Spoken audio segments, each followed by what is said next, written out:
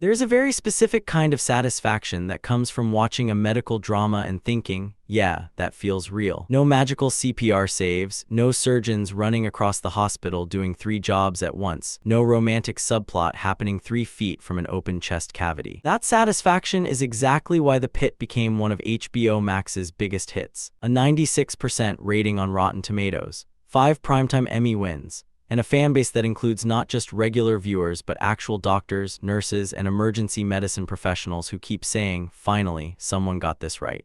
But here is the thing, a real surgeon sat down and watched season 2 carefully, and he had some thoughts, some good, some not so good, and honestly the conversation that came out of it is more interesting than most of what is currently on television. So today, we are talking about what The Pitt gets right, what it gets wrong, why it still matters more than any medical drama in years, and what this whole conversation says about the relationship between Hollywood and real medicine. Let us get into it. For anyone who has not watched The Pitt, here is the basic idea, and it is a brilliant one. Each season covers a single 15-hour shift in a fictional hospital in Pittsburgh. 15 episodes, 15 hours, 1 shift, that is it. No time jumps, no flashbacks every other scene. You are just there in real time, watching the staff of Pittsburgh Trauma Medical Center deal with everything a busy American emergency room throws at them. Season 1 built toward a mass casualty event. Season 2, which dropped in January 2026, takes place on the 4th of July, which means fireworks injuries, heat stroke, alcohol-related emergencies, and everything else that comes with a major holiday in a city. The show stars Noah Weil as Dr. Michael Robinavich, known as Robbie. If that name and face feel familiar, it is because Weil spent over a decade playing Dr. John Carter on the original ER. Coming back to the medical drama genre after all that time and winning his first Emmy for it is the kind of full-circle moment that feels genuinely earned. The real-time format is the engine of everything. It creates a pressure that other medical shows cannot replicate because you are not cutting away from the chaos. You stay in it. The pacing never lets you breathe for long, which is exactly what working in an emergency room actually feels like, according to the people who do it. 2 emergency medicine doctors from Ohio State University said the show captures the pressure and unpredictability of the ER more accurately than anything else currently on television. That is a big statement, and it is mostly true, but mostly is doing some heavy lifting in that sentence. Dr. David Shapiro is a surgeon. He watched season 2 of The Pitt while it was airing, and he gave a detailed, honest assessment of the show during an interview partway through the season. His overall take was positive. He used the word treasure to describe what the show is doing for the representation of healthcare, but he also had a list of specific problems, and some of them are genuinely worth talking about. Let us start with the one that is probably the most important from a professional standards perspective: patient confidentiality. In multiple scenes across the season, characters discuss other patients by name in front of other patients. A doctor shouts information across a crowded room. Personal health details get exchanged in open hallways. Dr. Shapiro pointed out that this is not a small technical mistake. This is a foundational standard of medical care that every healthcare professional learns before they ever treat a single person. You do not say a patient's name in front of another patient. You say room 6 or your patient in 4, or you step outside and have the conversation privately. It is not complicated. It does not require a dramatic rewrite. And Dr. Shapiro noted that this particular issue has persisted across multiple seasons of the show. His exact point was that this should have been corrected long ago.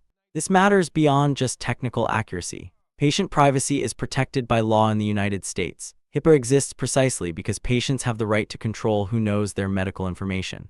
Showing repeated, casual violations of that privacy in a show that markets itself on realism sends a subtle message to viewers that this is normal behavior, and it is not. The second category of errors involves the physical practice of medicine, specifically the instruments being used in procedures and who is performing those procedures. Dr. Shapiro flagged a scene where a character holds up a surgical tool and incorrectly identifies it. The tool was called a track hook on screen. It was not a track hook. It was a retractor. These are not interchangeable. They serve completely different functions. For anyone watching who has medical knowledge, that kind of mistake breaks the illusion immediately.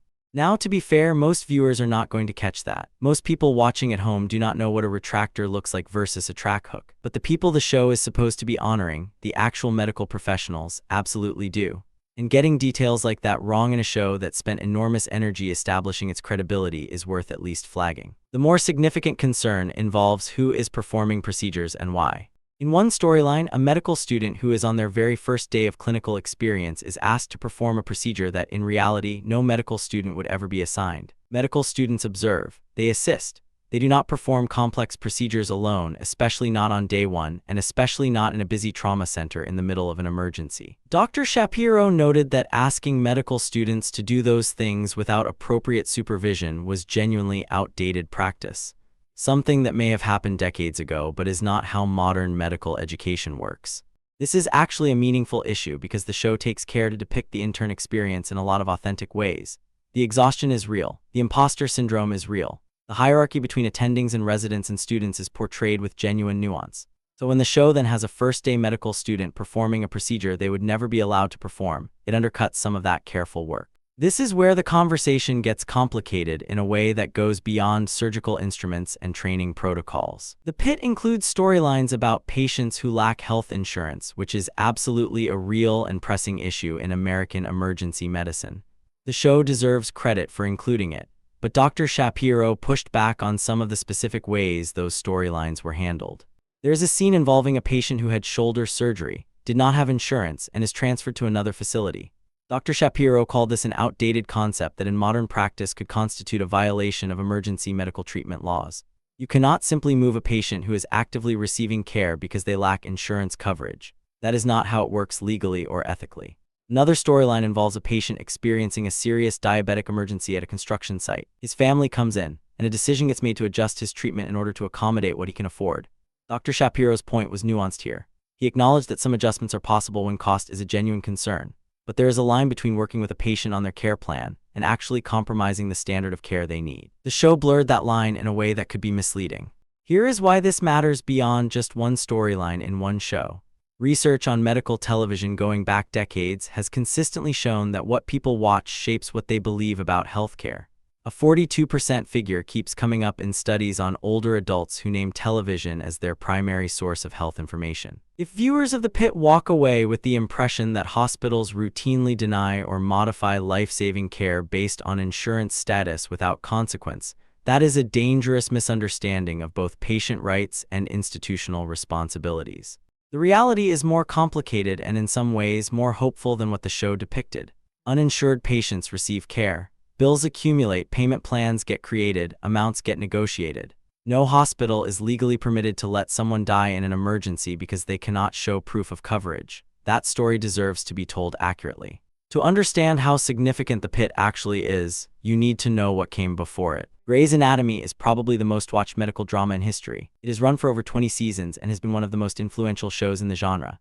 It is also, according to medical professionals surveyed across multiple studies, wildly inaccurate. Doctors at major medical centers have described it as depicting hospital life in a way that could not be further from reality. Interns performing solo surgery. Residents facing no consequences for serious errors. Romantic situations happening in spaces where patient care should be the only priority. One study that reviewed 12 seasons of Grey's Anatomy found that the mortality rate for trauma patients on the show was 3 times higher than real-world statistics. And CPR survival rates on television shows across the board are roughly 10 times higher than what actually happens in real hospitals. House was entertaining but built on medical impossibilities. The characters regularly ran tests that do not exist and diagnosed conditions in ways that would not work in any actual clinical setting. ER, the show that launched Noah Wile's career, was respected for its emotional authenticity but still had residents doing nurses' work, exaggerated emergency outcomes, and the logistical impossibility of all the main characters somehow ending their shift at the same time to go have drinks together. Even Scrubs, which is a comedy, received higher marks from actual medical professionals for role accuracy than many of the serious dramas. The Pitt entered this landscape and immediately raised the bar. The real-time format forced the writers to think about what actually fills an emergency room shift. The character work between attending physicians, residents, fellows, nurses, and EMTs reflects the genuine hierarchy and relationships of a hospital environment. The emotional weight of the show, particularly around burnout and the psychological toll of post-pandemic healthcare, resonates with professionals in a way that most television simply does not. That is why the criticism matters more, not less, because the show is so close to getting it completely right that the gaps stand out. Dr. Shapiro, for all the critique, was clear that his overall assessment of The Pitt is positive, and there are specific things he highlighted as genuinely praiseworthy. The diversity of the cast and the authenticity of how that diversity is portrayed stood out to him specifically. The Pitt depicts nurses speaking Tagalog in the background. It includes characters conversing in Farsi. It shows a trans and non-binary character as part of the regular staff. It represents a full range of races, genders, and backgrounds without making that representation feel like a checklist. Dr. Shapiro's point was that this is what healthcare actually looks like. American hospitals, particularly in urban trauma centers, are staffed by people from every country and background imaginable. Doctors and nurses who grew up speaking different languages at home, who trained in different countries, who bring a genuine range of cultural perspectives to patient care. The Pitt shows this, and it shows it without commentary or ceremony. It is just there, woven into the background of every scene, which is exactly how it exists in reality. He also praised the portrayal of EMTs and paramedics, while simultaneously asking the show to give them even more screen time and more detailed storytelling. EMTs do extraordinary work before a patient ever reaches the emergency room doors. The decisions they make in the field, the conditions they manage, the information they carry in when they hand off a patient, all of that shapes what happens next. The Pitt acknowledges this more than most shows, but Dr. Shapiro wants to see it pushed further. The emotional honesty of the show is also real. The scenes depicting burnout, the quiet conversations about why people stay in healthcare despite the cost, the weight of watching patients not make it, all of this was created in close consultation with actual healthcare workers.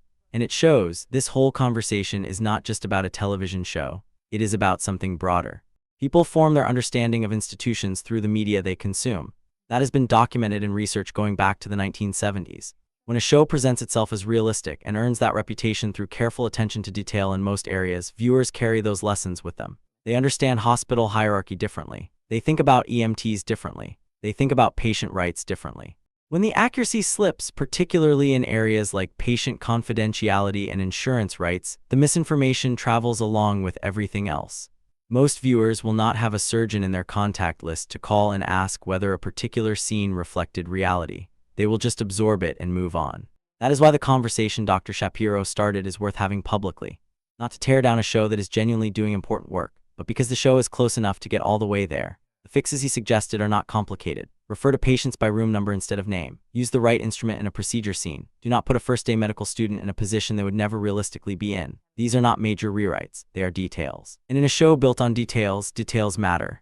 The Pitt is the best medical drama on television right now. That is not a complicated argument. The format is original, the performances are strong, the emotional core is genuine, and it has done more for the public understanding of emergency medicine than anything since the original ER. But it is also a show that has earned the right to be held to a high standard. And the people it portrays, the doctors, the nurses, the EMTs, the residents, they deserve a portrayal that gets the details right all the way down. Season 2 is still must-watch television. Just maybe pause it occasionally and remember that the version you are watching is still, at the end of the day, a story. If you found this breakdown useful, there is a lot more where this came from. We cover media, science, and the space where those two things collide, which is usually more interesting than either one on its own.